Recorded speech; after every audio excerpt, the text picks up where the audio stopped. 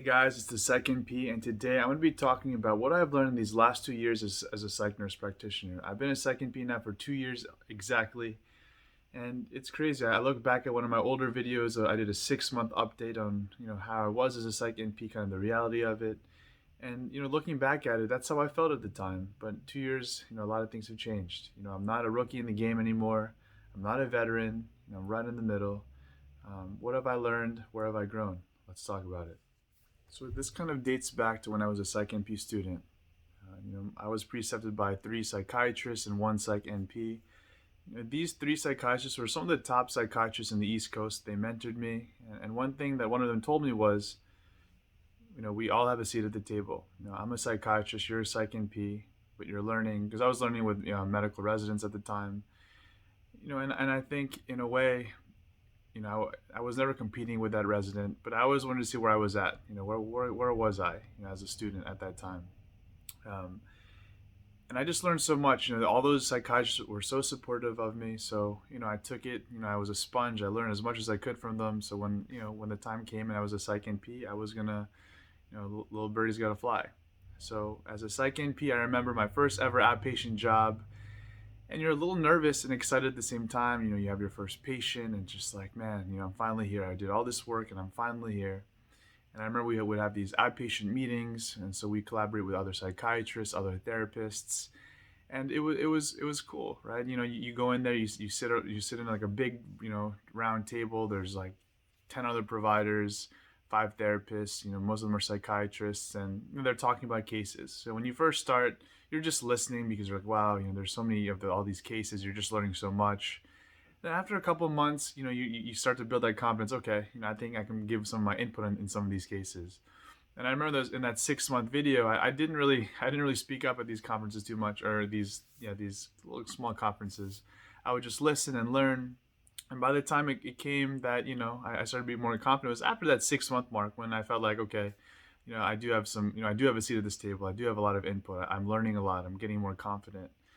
And I think that's the one thing that I've noticed. 2 years now, I'm a lot more confident than I ever could have been in 6 months. It's crazy. I look at my body language. I remember just my overall knowledge base, right? As an outpatient provider, I've seen thousands of patients. I've seen them from the beginning till the end, or still seeing them now. And you've tried many medications. You've seen so many diagnoses. You've seen so many problems, and you've used your critical thinking. So it's just like all of this experience that you have after 2 years. It's so much different, right? You compare yourself to that 6 month, and I think there were some of the cases I've seen now. When I was at 6 months, I would probably have to really consult with some other providers. But now it's like I've seen them all, not all of them, but I've seen most of them. And still, there's going to be some cases that you don't know these things, and you can always consult with a psychiatrist or another Psych NP that I know. And if I'm unsure, I'm never going to try to assume something that I don't know. And I think confidence is the one big thing. The other thing is work-life balance. Before, I wasn't finishing my notes on time. My time management wasn't very good. You're just rushing. You're just trying to, first off, kind of understand the patient. But once you get settled in, it's not like you're on autopilot, but you get the history, you get the information on the patient, but your documentation is really slow. But as you get more comfortable and you can still get the same amount of detail from the history, and you're able to quickly diagnose the patient, understand maybe do they need medication, what should I prescribe, it's so much faster. Just everything just clicks. You just remember a case from 6 months ago that's like, wow, this is how I'm going to deal with it. This is how I'm going to do it. So there's just so many things that when your time management's faster, your documentation's faster. So if you have a 1 hour set with a patient, you're able to even finish that documentation within that hour. Before, it might take me an extra 15-30 minutes after the appointment to finish it. I'm really trying to be quicker with that, because I don't want to leave work, bring it home. This job already, you get a lot of emails, and I talked about setting boundaries. And that was another thing I struggled with as a new grad Psych NP. I really struggled with boundaries. I would answer emails on the weekends. I would answer emails right after work. Just because at first, when you first start, you have a lot, you have a lot of more free time. You don't have as many patients, so you might as well just answer it because you don't want it to build up. But once you have your own, a whole full patient client load, you just can't keep answering them right away. There's just no way you can just keep answering them. You have a full day. it just pops up. So what I do is, I leave my away message, on after hours. I leave my away message on over the weekends, and it's tough, but you need your own balance or self-care. It's the weekend and you just look at your phone, there's 7 emails, and you're like, man, do I have to respond to it? You never get a break. And I can see how people can get burnt out very quickly. And I wasn't going towards that route, but I just was, I was answering all those emails as fast as I could, and that was something that I struggled with. But I learned to set boundaries over time. That didn't come right away. But then the work-life balance came into it. I've been practicing more self-care. I was able to exercise again, try to eat healthier, trying to do more things. I know with COVID, it changes some things in terms of what I can do outside of here. But yeah, I mean, it was different. Also, financially, things are definitely better right now. A big thing when people talk about is student loans. I finally paid off all my student loans, guys. It took me about 2 years, and I'm not gonna lie, I took advantage of having 0% interest right now for the federal loans, which really was really big for me, so I could pay everything towards the principal. But, my first job, I was making less than what I'm making now, and that first year as in that private practice, I was using a lot of that money, for trying to pay down my loans. But then, once I had my own practice, I was making double that money. I was able to really hit it hard. And when I was making in the 140,000s, a lot of people are in different financial situations. Some people have families. Some people just can't afford to put most of their money towards their student loans. I think there's a good balance. There's a guy I follow, Dave Ramsey, but he's kind of an all or nothing kind of guy. He puts everything in there. Because I think, the better or the faster you can pay off this debt, the easier it will be for you down the line, right? But that's just so black and white. It's not that easy to just say, okay, I'm going to pay off all my student loans, I'm going to be good. It doesn't work like that. You might have a family, you might have to put your kids through school, you have your own debts. So I think for you, trying to find that balance. But this job, there are other professions that don't really give you, you don't make as much money, so there's no way you're going to be able to pay off the loans in a couple years. There are other opportunities of, I think I had a question about, should I take a rural job where they'll pay off my student loans, but I'll probably get paid less, or should I just take another job in another city and make more money? And I think it's just kind of, there's no right or wrong answer for that. I still think, if you can get one of those jobs, they're pretty rare, to find one of those jobs that, they'll pay off your student loans or they'll help you, at least assist you. But if you get a decent paying job, there's no reason. I mean, I was paying $1,000 a month. That was my minimum, because I had like $86,000 in student loans. I was paying double or triple, and then I've saved up a lot of money, with the 0%, forbearance, that I was just kind of able to pay everything off in one lump sum. But yeah, just financially, things are better. Going from working for somebody else, outpatient practice, and where I learned so much, right? That was my 1 year. I kind of considered it my residency. Even though I still thought I was much better than a resident, but I would just say in terms of just learning and collaborating with all these psychiatrists and therapists, and seeing all these different modalities and just everyone's different perspectives. You learn how other providers are, you see their style, and maybe you don't agree with it, or you realize, okay, that's how they want to treat the patient.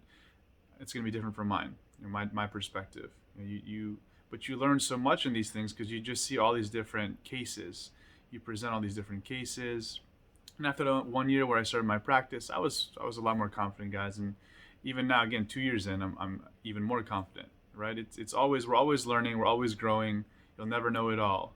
But comparing yourself to when you first started, it's night and day, right? Nerve-wracking, excited. But then, I've seen all these cases. I've prescribed so many medications, all the different types. I've seen the pros and cons. I have my own idea in my head of what medications I like more than some of the other ones, where I've seen more efficacy. Where do I feel like therapy is more recommended? Really, we our field specializes generally in medications, a little bit of therapy. But really, therapy is so important, guys, and that's why if you can get a therapist in-house, you can refer your patients to that. That's going to really help them out and just really optimize their prognosis. I think going to conferences is something that I've learned has really helped me. I've been to so many conferences now, only I think 3 conferences now.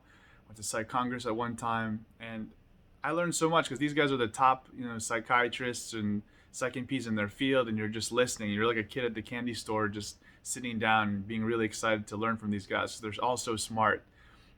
and you get to network with all the people that I met from social media, and it's a fun time, right? And this is kind of how you get better and better, because if let's say I've worked in outpatient now for 2 years. I haven't worked in inpatient, so in terms of my skills in inpatient, it's lacking, I'm sure. I definitely have a good amount of knowledge in the outpatient setting, but inpatient, I'd probably struggle a little bit at the beginning, right? Even though I was a psych RN and I had inpatient psych nurse experience, that it still probably helps me. I know the legalities of it. I know how the inpatient setting works compared to the outpatient setting, much completely different. But if I went to that setting, it would be a learning process. When I was a Psych NP student, I did medical consults on the floors. So you would go to like the ICU or IMC determined capacity. And again, if I did that now, I think I'll be okay. But I still, again, another learning process. So right now, my specialty is in outpatient, working with adults. I see adolescents. I haven't seen really children, but really I started with adults first. I've been kind of seeing adolescents, slowly. And hopefully soon, children. But for now, these two, adults and adolescents, I'm comfortable with them, and I'm growing. Adults, I'm a lot more confident in.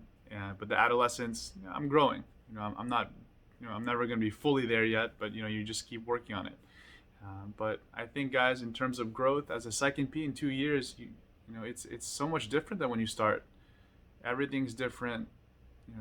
I think confidence is everything. You just learn the game. You learn the field.